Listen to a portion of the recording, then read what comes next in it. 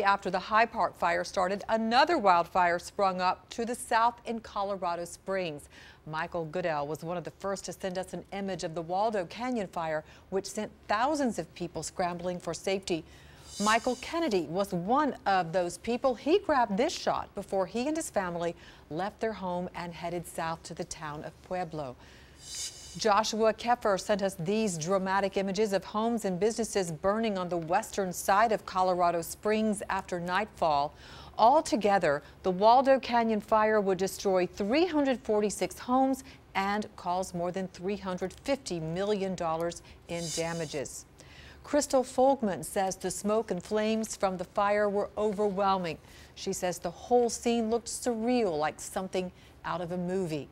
The Waldo Canyon Fire was the most destructive fire in Colorado's history. More than 32,000 people were forced to leave their homes as fast-moving wildfires burned around the state of Colorado.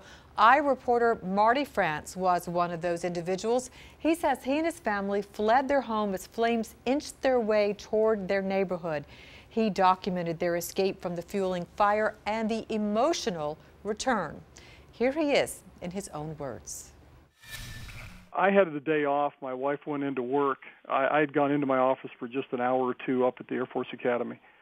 And I came back about noon, and it was obvious that the air operations were pretty intense at that point. I took some pictures of the helicopters leaving the Air Force Academy airfield. Then I went home, and about 2 o'clock, the smoke continued to build, and we were put on pre-evacuation notice. So I called my wife.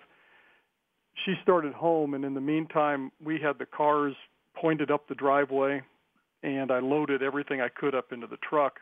From there, when we had things about ready, she said, let's drive up to the top of the street, which is really the top of Mountain Shadows where it borders the National Forest, and let's see what's going on.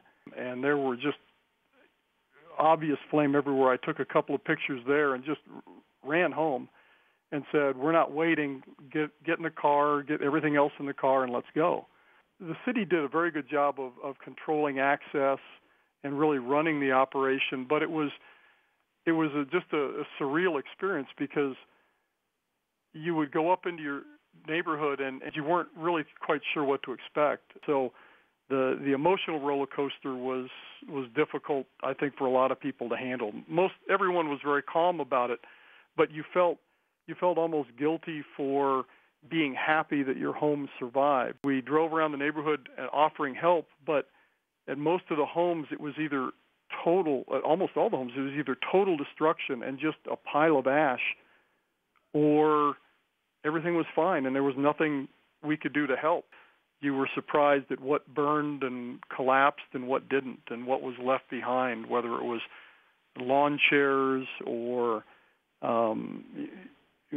we saw homes that had steel roof that was supposedly better protection against fire, and the steel roof was essentially melted into the basement. We're very happy for our house being intact. We're very happy for the things we did to protect it.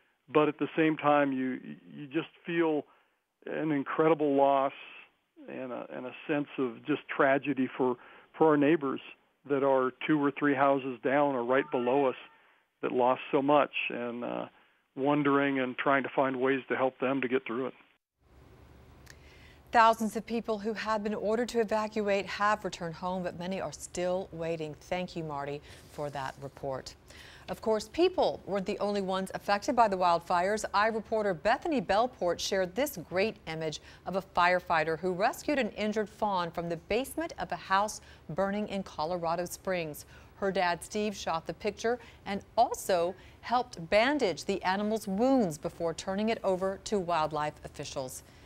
People in Colorado have been giving big thanks to the firefighters who worked so hard to save lives and homes. Sarah Turisti was in her backyard checking out the damage to her home when she saw firefighters raising the American flag at the top of her devastated neighborhood. She says it was a wonderful thing to see amidst all the heartache.